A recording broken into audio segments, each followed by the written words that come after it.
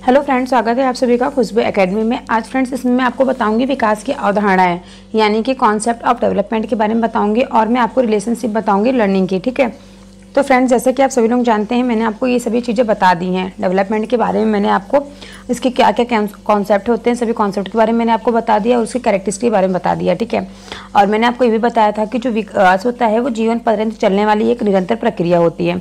तो ये सभी फ्रेंड्स मैंने आपको पिछले क्लास में बता चुकी हूँ। ठीक है, और इसके बाद जितने भी विकास रिलेटेड जितने भी टॉपिक बनते हैं और मैंने वो भी सब आपको अच्छे से समझाया था, बताया था। और मैंने विकास के आयाम बताए थे, जिसमें से मैंने आपको विकास के आयाम जो बताए थे फ्रेंड्स, जैसे मनोवैज्ञानिक के अध्ययन की सुविधा के दृष्टिकोण से विकास को कई भागों में बांटा गया था।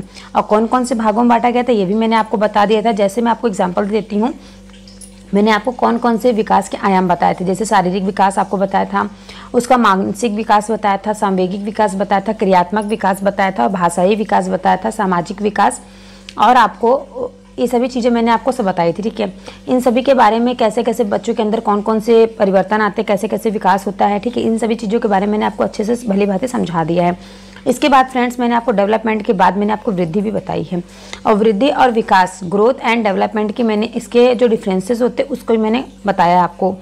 अब इसके बाद फ्रेंड्स आपका आगे का टॉपिक आज स्टार्ट होता है वृद्धि तथा विकास को प्रभावित करने वाले कारक। ठीक है, तो आज हम इसके बारे में बात करेंगे।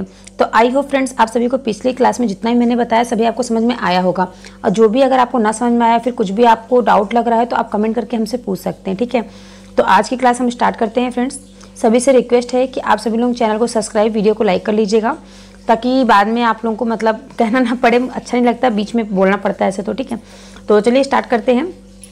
तो देखिए यहाँ हम बात करें ग्रोथ एंड डेवलपमेंट को प्रभावित करने वाले अनेक कारक जो होते हैं वो उत्तरदायी होते हैं। जैसे मैं आपको बता दूं, पोषण हो गया, वृद्धि हो गई, वंशानुगत हो गया, लिंग हो गया, वायु एवं प्रकाश हो गए, अंतःस्रावी ग्रंथियां, शारीरिक क्रियाकलाप जो होते हैं, इन सभी कारणों से क्या होता है, जो वृद्धि और विकास होता है, जो ग्रोथ और डेवलपमेंट होता है, ये सभी क्या होते हैं, प्रभावित होते हैं। तो सबसे पहले हम बात करते हैं पोषण के बारे में। पोषण क्या है? तो देखिए कोई भी अगर बच्चा है उसको यह वृद्धि तथा विकास का महत्वपूर्ण घटक होता है। पोषण जो होता है वो वृद्धि और विकास का एक महत्वपूर्ण घटक होता है। ऐसा क्यों होता है? क्योंकि बालक को विकास के लिए उचित मात्रा में प्रोटीन, वसा, कार्बोहाइड्रेट, खनिज, लवण इत्यादि की आवश्यकता होती है। ठीक है, हमारे खान पान में उपयुक्त पोषक तत्वों की कमी होगी तो वृद्धि एवं विकास भी प्रभावित होगा। जैसे कि फ्रेंड्स आप जानते हैं कि अगर आपने खाना वगैरह कायदे से नहीं खाएंगे, आपको अगर भरण पोषण अच्छे से नहीं मिलेगा तो आपके शरीर कमजोर हो जाएगी। तो इसके कारण क्या होगा, आपका डेवलपमेंट और जो ग्रोथ होती है दोनों ही क्या होगा, रुक जाएगा। जैसा कि फ्रेंड्स आप लोगों ने देखा भी होगा, सरकारी स्कूलों में क्या हो रहा है, मिड डे मील योजना चलाई गई है। वो इसलिए चलाई गई फ्रेंड्स क्योंकि जो गरीब बच्चे होते हैं उनको अच्छे से उनका पोषण नहीं हो पाता है। ठीक है, तो इस कारण क्या होता है, बच्चों जो पीएम पोषण योजना जो स्टार्ट हुई है उसमें क्या होता है, बच्चों को एक वक्त का खाना दिया जाता है स्कूल में। तो बच्चे क्या होते हैं, खाने की वजह से मतलब अपने भरण पोषण के कारण भी बहुत बच्चे लालचवश स्कूल में आते हैं, और अपना स्कूल में आने से क्या होता है, उनकी प्राथमिक शिक्षा उनको मिलती है। ठीक है, तो ऐसे हम फ्रेंड्स बात करेंगे ग्रोथ के बारे में। अब यहाँ हम बात करेंगे वृद्धि के बारे में। यह क्या होता है फ्रेंड्स, यह विकास के अन्य कारकों में सबसे महत्वपूर्ण कारक होता है।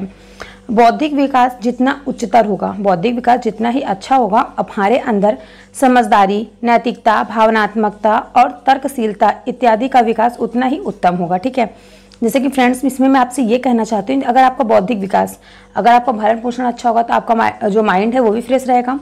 अगर आपकी तबीयत खराब है तो आपका माइंड क्या फ्रेश रह सकता है? नहीं ना हो सकता है।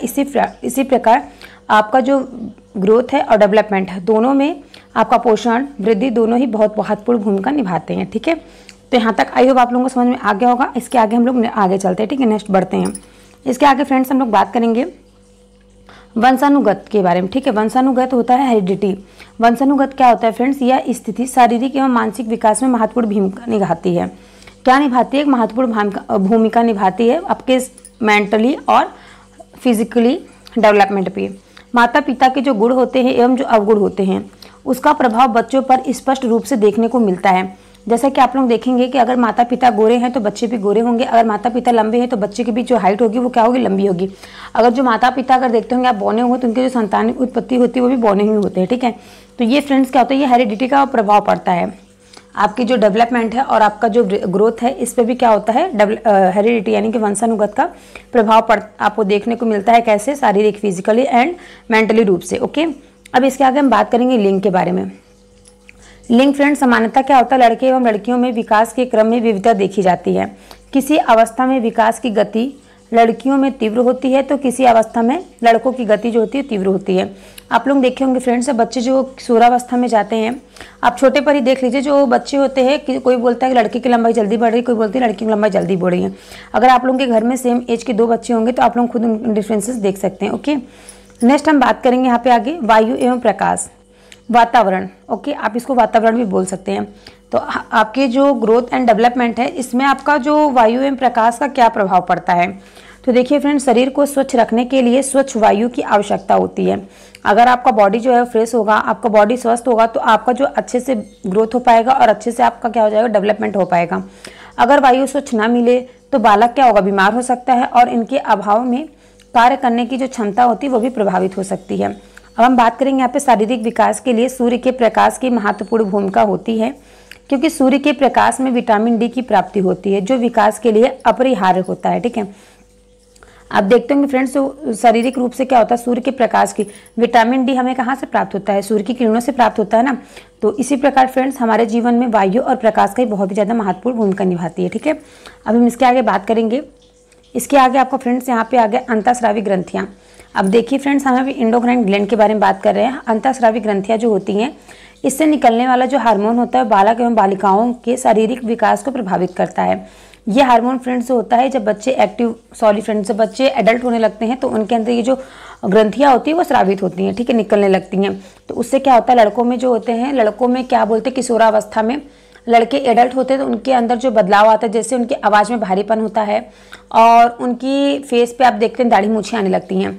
और लड़कियों में क्या होता है फ्रेंड्स, लड़कियां जो मैच्योर होती हैं तो उनके अंदर क्या होता है, उनकी आवाज़ में सरलता, मधुरता उनकी आवाज़ में आने लगती है। और आप देखे होंगे कि लड़कियों को मतलब फ्रेंड्स जो लड़कियाँ होती हैं वो काफ़ी समझदार हो जाती हैं। ठीक है, और उनके अंदर क्या होता है, आपको मेंस्ट्रुअल साइकिल देखने को मिलता है। ठीक है, तो ये फ्रेंड्स हो गया ये जो आपका एंडोक्राइन ग्लैंड्स हैं, इससे निकलने वाले हार्मोन जो आपको बालक और बालिकाओं में देखने को मिलते हैं। ओके, अब इसके बाद फ्रेंड्स यहाँ बात करेंगे हम, 7वां पॉइंट है शारीरिक क्रिया। शारीरिक क्रिया क्या है फ्रेंड्स, जीवन को स्वस्थ रखने के लिए व्यायाम बहुत जरूरी होता है। यह मानव की आयु बढ़ाता है और यह व्यक्ति में सक्रिय एक्टिव बनाए रखता है। यह व्यक्ति की रोग प्रतिरोधक क्षमता बढ़ाता है। ठीक है, शारीरिक क्रिया क्या होता है, यह व्यक्ति की रोग प्रतिरोध क्षमता को बढ़ाता है। तो आइए फ्रेंड्स, आप सभी को जितना भी मैंने आज बताया है, आज की क्लास में मैंने आपको क्या बताया फ्रेंड्स, वृद्धि तथा विकास को प्रभावित करने वाले कारक। आई होप आप सभी को पूरा अच्छे समझ में आया होगा, जिसमें मैंने आपको सबसे पहले पोषण के बारे में बता दिया, उसके बाद मैंने आपको वृद्धि यानी कि ग्रोथ के बारे में बताया, इसके बाद मैंने आपको वंशानुगत यानी कि हेरिडिटी के बारे में बताया, फिर मैंने आपको लिंग के बारे में बताया, जेंडर रूढ़िवादिता आपको देखने को मिलता होगा अपने समाज में, लड़की लड़कों में भेदभाव।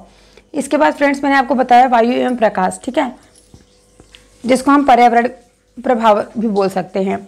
इसके बाद फ्रेंड्स मैंने आपको बताया एंडोक्राइन ग्लैंड्स जो स्रावित होती हैं बच्चों में, सॉरी फ्रेंड्स बच्चों में, जब बच्चे एडल्ट हो जाते हैं उसके बाद। नेक्स्ट मैंने आपको बताया शारीरिक क्रिया। तो आई होप आप सभी को क्लास अच्छी लगी होगी। सभी से रिक्वेस्ट है कि वीडियो को लाइक, चैनल को सब्सक्राइब कर लीजिएगा। मिलते हैं हम आपसे नेक्स्ट क्लास में। कल की क्लास में फ्रेंड्स मैं आपको बताऊंगी वृद्धि की अवस्थाएं। अब मैं आपको बता दूं वृद्धि की मैं कौन कौन सी अवस्था आपको बताऊंगी। जो वृद्धि की अवस्थाएं होती हैं फ्रेंड्स, ये बहुत से मनोवैज्ञानिक ने अपने अपने तरीके से इसको बहुत से काल में बांटा है। जैसे मैं आपको बता दूं, यहाँ पे देखिए सहसा काल दिया गया। सहसा काल, इसमें क्या होता है, इसमें जन्म से 2 वर्ष तक के जो बच्चों का शारीरिक विकास एवं मानसिक विकास क्या होता है, बहुत तेजी से विकसित होता है। बल्कि जो बालक होते हैं इस अवस्था में पूर्ण रूप से माता पिता पर आश्रित रहते हैं और इस अवस्था में संवेगात्मक मतलब इमोशनली जो डेवलपमेंट होता है यह भी होता है। और इस अवस्था में सीखने की क्षमता जो होती है काफ़ी तीव्र होती है। और जब नवजात शिशु शैशवकाल यानी कि इन्फेंसी अवस्था में रहते हैं, इन्फेंसी की ओर अग्रसर होता है, तो उसके अंदर प्यार व स्नेह की आवश्यकता बढ़ने लगती है। ठीक है, और फ्रेंड्स इसके बाद आपका आता है बाल्यावस्था, जिसको हम 2 भागों में बांटते हैं। ठीक है, पहला होता है पूर्व बाल्यावस्था जो 2 से 6 वर्ष की अवस्था को कहा जाता है, और नेक्स्ट होता है आपका उत्तर बाल्यावस्था जो आपकी 6 से 12 वर्ष तक की अवस्था होती है। इसके बाद फ्रेंड्स हम बात करेंगे किशोरावस्था की। किशोरावस्था जो फ्रेंड्स होती है वो 12 से 18 वर्ष तक की अवस्था को किशोरावस्था कहा जाता है। इसके बाद आपका आएगा चौथे नंबर पे युवा प्रौढ़ावस्था जो आपका सामान्यतः 18 से 40 वर्ष तक के आते हैं। और उसके बाद फ्रेंड्स आपका 5वें नंबर पे आएगा परिपक्वता अवस्था जो सामान्यतः आपका 40 वर्ष से लेकर के 60 वर्ष तक की अवस्था को परिपक्वता अवस्था कहा जाता है। इसके बाद फ्रेंड्स आपका आ जाता है वृद्ध प्रौढ़ावस्था जो आपका 65 वर्ष से अधिक वर्ष की अवस्था को कहा जाता है। ठीक है, तो आई होप आप सभी को यहाँ तक समझ में आ गया होगा। मिलते हैं हम आप सभी से नेक्स्ट क्लास में।